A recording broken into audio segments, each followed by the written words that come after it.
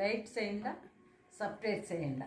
ఆహా, లైక్ చేయండి, లైక్ చేయండి, లైక్ చేయండి, సబ్స్క్రైబ్. పోనీలేమ్మా, ఎట్లా నీకు వచ్చినట్లే అట్లే కానీ. ఒక దినం గోరింటాకు ఇది గోరకాయలు అంటే మీరు కూరగాయలు కొనుక్కుంటాం లేదమ్మా? ఆ కాలంలో మేము ఊరు కొనేలే, మేమంతా మా భూమిలో పంట పెట్టుకొని మేము తింటా ఉన్నాం. అందుకే మీరు అంత హెల్తీగా ఉండేది. వంకాయలు, ఉర్లగడ్డ మా ఏడాది పొడవునా వస్తాయి ఇవన్నీ, మీరు వేసుకుంటా ఉంటారు అట్లే నెలకి ఇన్ని 2 నెలలు 3 నెలలే కదా వచ్చేది. అవును, అంతా ఆ బిడ్డ వేరే వాళ్ళు అనపకాయలు వస్తాయి కదా, అలసందకాయలు వస్తాయి కదా. ఓ సీజన్ తగ్గట్టుగా. అవును, డిసెంబర్ లో మనకు అనపకాయలు చాలా దొరుకుతాయి. అనపకాయలు సిక్కుతాయి, అలసందకాయలు సిక్కుతాయి, పెసులకాయలు సిక్కుతాయి.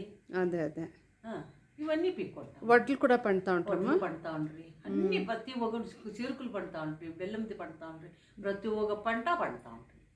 ఆ కాలంలో చక్కెర అనేది లేదు కదా మీ టైం అనేది లేదు. బెల్లం గ్యానిగా ఆడుతూ ఉంటామే, ఆ బెల్లం తెచ్చి ఇంట్లో పెట్టుకుంటా ఉంటామే. అది చెరుకు పాలు తెచ్చి అది పాకు తెచ్చి ఇంట్లో పెట్టుకునేసి దోశలు పోసుకొని మేము తింటా ఉంటామే. ఆ నెక్కిలి బెల్లం ఎత్తుకొని వచ్చి తింటాం. మేమంతా అట్లవే అంగిళ్ళలో కొనిండే ఔషధులే మేమేమి తిని ఉండలేదు. మాకు ఆపళ్ళు ఇవన్నీ మాకు తెలియదు.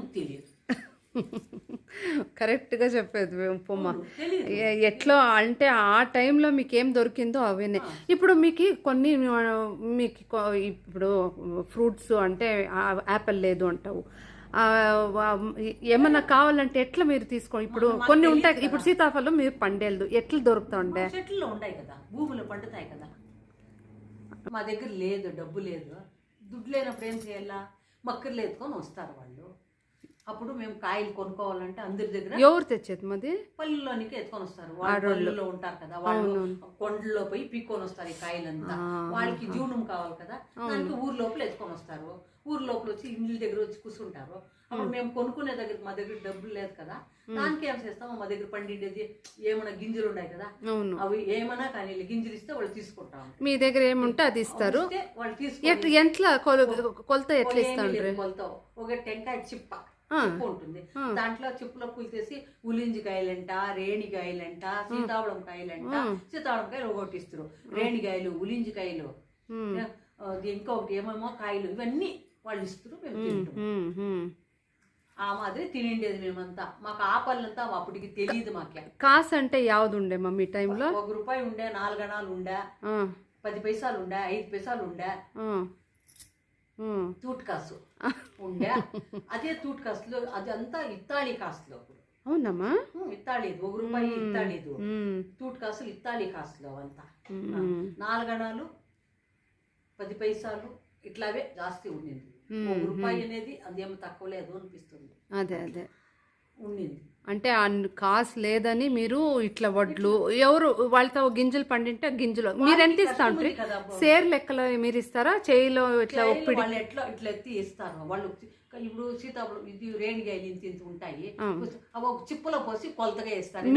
మీరు ఎంత ఇస్తారు? మీరు దోసడి అని అంటారు కదా, అట్లా కదా లెక్క చెప్తారు. దాని తగ్గట్టుగా వాళ్ళకి ఎంత అనిపిస్తే వాళ్ళు ఇస్తారు. అట్లా వాళ్ళు అది తీసుకొని పోయి జీవనం చేసుకుంటారు. చూడు, వాళ్ళకి అంటే దుడ్లు లేకుండానే మీరు ఒకరికొకరు పంచుకునే తరనే ఆయా. వాళ్ళు పండింది వీళ్ళు ఇస్తారు, వీళ్ళు పండుకునేది వాళ్ళు ఇస్తారు. అట్లను ఇది చేసుకొని మీరు ఇది చేసుకుంటారు. అంతే మా ఇంట్లోకి ఎట్లా మేము తోటల్లో చెరుకులు నాటుతాము, యాని గాడతాము. ఎద్దులు కట్టి యాని గాడేది. ఇప్పుడు మిషన్ ఉంది, అప్పుడు మిషన్ లేదు. అది నేను చూసా, అంటే అది వేరే. అది బెల్లమే మేము ఏడాదంతా మా ఇంట్లోకి మేము పెట్టుకుంటాం. చక్కెర అనేదే చూసింది అట్లయితే. మాకు తెలియదు. ఎవరికో ఒళ్ళు బాగలేదంటే, ఏమో పేషెంట్ అయిపోయింటే అయ్యో వాళ్ళకి బెల్లం కాపీ ఇవ్వకూడదు తప్ప చక్కెర కాపీ వాళ్ళని చెప్తాం. ఎందుకమ్మా అట్లా? పేషెంట్ అంటే అవునా, వాళ్ళకి సెట్ అయ్యేది అనేసి. చక్కెర తీసుకుని నూనె ఏం వాడుతా ఉంటారు? నూనెకి శనక్కాయలు ఉండాలి కదా, శనక్కాయలు ఒలిచేది మిషన్ చేసుకొని నూనె వాడుకుంటా ఉంటాం. అంగడి నూనె మాకు తెలియదు. కళ్ళకాయ నూనె ఉడిసి వేరే నూనె, శనక్కాయల నూనె. శనక్కాయలు వాళ్ళ ఇంట్లో వాళ్ళు శనక్కాయలు పంట పెట్టుకుంటారు. పంట పెట్టుకొని అది మిషన్ లో గ్యానిగ్లో వేసి అది తౌడు ఆవులకి అవుతుంది, వేస్ట్ అయ్యలేదు. అది తౌడు వచ్చేసింది, పొట్టు ఆవులకి అవుతుంది, గ్యానిక్ పిండి. నూనె ఇంటికి అవుతుంది. వాళ్ళ ఇంట్లో వాళ్ళు పోయి ఆడించుకొని వచ్చి పెట్టుకుంటా ఉంటారు. ఎవరో బీదోళ్ళగా ఏమీ లేని వాళ్ళు వాళ్ళు కొనుక్కుంటారు. వేరే పండిండే వాళ్ళు వాళ్ళు చేసుకుంటా ఉంటారు. నూనె అంతా వాళ్ళ ఇంట్లో పండిందే వాళ్ళు తినుకుంటా ఉంటారు. అంటే వాళ్ళే అంటే అందరూ అప్పట్లో రైతులే కదమ్మా. రైతులే అంటే కొంచెం వేరే వేరే వృత్తులు చేసేవాళ్ళు ఉంటా ఉంటారేమో. అట్లా వాళ్ళు చేసేవాళ్ళకి మీరు పండిండేటివి ఇచ్చి వాళ్ళ దగ్గర అది వస్తువు తీసుకునేది ఇట్లా చేసుకుంటా ఉంటారేమో, దుడ్లు లేకుండా ఉంటేను. అంతే కదా. బా భలే ఉంది. ఇంత ఉంటే అంటే కొన్ని విచారాలు మనకి తెలిసే ఉండలేదు, ఇట్లంతా మీ ఆ టైంలో ఉండే అనేది. మేము మా తెలివి వచ్చి మేము చూసినట్ల అంతోటి కష్టం చూడలేదు కాబట్టి దుడ్లు అనేది ఉంటా ఉండే. అప్పుడు గోధుమకి లేదు, కూరాకు కూడా పీక్కొని వచ్చి ఉడుకు పెట్టుకొని తింటా ఉంటుంది. 3 ఏండ్లు 4 ఏండ్లు మేము చిన్నగా ఉన్నప్పుడు 4 ఏండ్లు వాన లేదు. అవును, వాన లేని దానికి ఊరు లోపల పోయి పెద్ద పెద్ద బాయిల్లో పోయి నీళ్లు ముంచుకొని రావాలా తాగేదానికి. భూముల్లో నీకు ఎత్తుకొని వస్తా ఉంటాం నీళ్లు, దూరం పోవాలా మాదిను ఎత్తుకొని వస్తా ఉంటాం.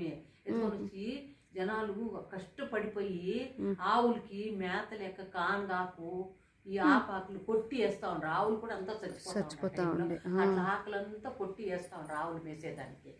ఆ జనాలకి భోజనం లేక గుడిగడ్లు అంటారు చెరువుల్లో, బొజ్జుగా నీళ్ళు అయిపోయి ఉంటుంది.